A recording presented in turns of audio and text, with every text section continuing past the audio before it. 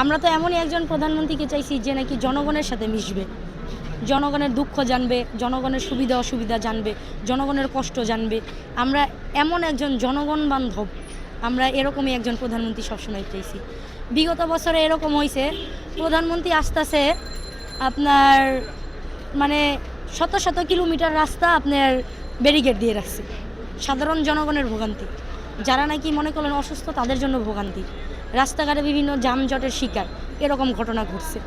কিন্তু এবছর যে জনাব তারেক রহমান আসছে, আমাদের প্রধানমন্ত্রী আসছে, আমরা কিন্তু এরকম কোনো ভোগান্তি আমরা কিন্তু পাই নাই। উনি কোনো প্রোটোকল ওই রকম নাই, উনি সাধারণ জনগণের মাঝে সাধারণভাবে আসতেছে, ওই রকম প্রোটোকল নাই। উনি এসে হাত নাড়াইতেছে, ওনার গ্লাস হচ্ছে কি উনি নামাইতেছে, ওনার নিজের জীবনের বাঁচার মরার কোনো ভয় নেই।